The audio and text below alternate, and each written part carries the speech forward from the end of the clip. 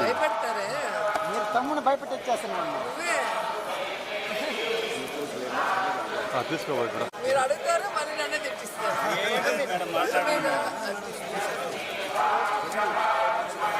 మాట్లాడండి మేడం,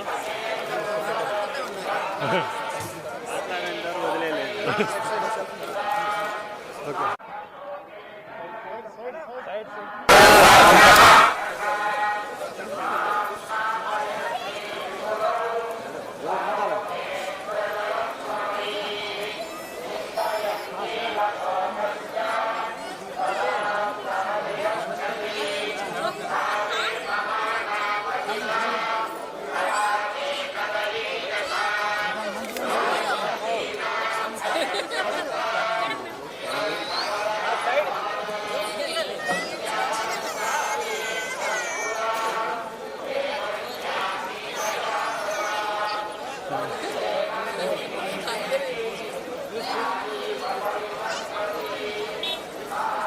నీళ్ళ పెట్టండి,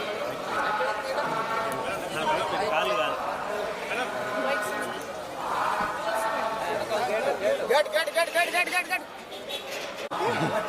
దొరికాను కదా ఏదో కాల్రాంతి చేయాలని ఉంటుంది.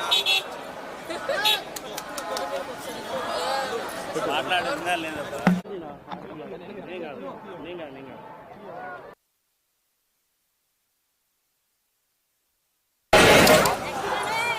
మనమే మేడం ఓకే మేడం. సో ఎప్పట్లాగే మన కలియుగ దైవం వెంకటేశ్వర స్వామి దర్శనం చేసుకొని ఆశీస్సులు తీసుకొని వెళ్తున్నాను. అండ్ ఈరోజు అందరూ కూడా రావటం మీరు అందరూ గమనిస్తున్నారు. అండ్ June 4th రిజల్ట్స్ వస్తున్నాయి కాబట్టి ప్రజలు మీడియా అంతా కూడా చాలా ఆతృతగా ఎదురు చూస్తుంది.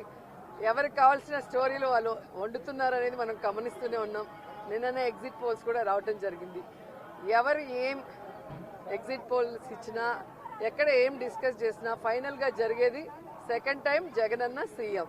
ఎందుకంటే ఈ రాష్ట్ర ప్రజలు సంక్షేమానికి అభివృద్ధికి పట్టం కట్టడానికి రెడీగా ఉన్నారు కాబట్టి మహిళలు ముసలి వాళ్ళు పెద్ద ఎత్తున రాత్రి 9 అయినా కూడా ఎదురు చూసి ఓటింగ్ వేసి వెళ్ళటం మనం అందరం కూడా గమనించాం.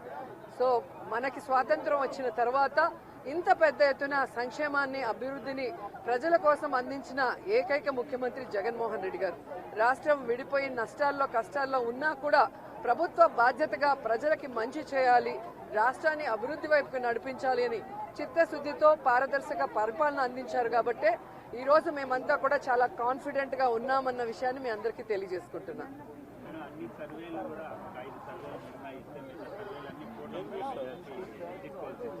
ఈరోజు కూటమి కొత్తగా పెట్టుకున్న కూటమి కాదు, ఆల్రెడీ 2014లో పెట్టుకుంది. అప్పుడైతే కొత్త కాంబినేషన్ కాబట్టి ప్రజలు ఎక్స్పెక్ట్ చేసి ఓట్లు వేశారు. కానీ 2014లో అక్కడ ఇక్కడ 2 చోట్ల కూడా కూటమి అధికారంలోకి వచ్చినా కూడా ఈ రాష్ట్రాన్ని సర్వనాశనం చేసింది. కానీ ఈ రాష్ట్రానికి ఇవ్వాల్సినది ఏమీ ఇవ్వలేదు, ఏమీ అభివృద్ధి చేయలేదు అన్నది ఈ రాష్ట్ర ప్రజలు గమనించారు. కాబట్టే ఈ రోజు ఆ కూటమికి క్రేజ్ లేదు అనేది మీకు తెలుసు, మాకు తెలుసు.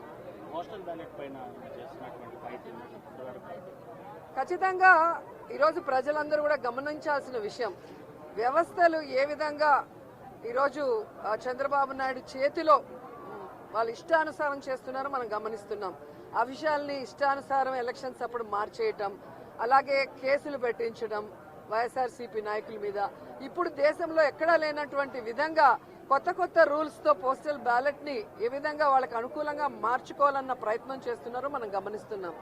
అదే చెప్తున్నా కదా, ఎవరెన్ని దొంగ ఆటలాడినా, ఎవరెన్ని వ్యవస్థలను మేనేజ్ చేసినా ప్రజల మనసులో ఉన్న జగన్ గారిని చంద్రబాబు నాయుడు కాదు కదా, ఆయన పుట్టించిన ఖర్జూరం నాయుడు కూడా మేనేజ్ చేసి మార్చలేడని కూడా ఈ సందర్భంగా తెలియజేసుకుంటున్నాం.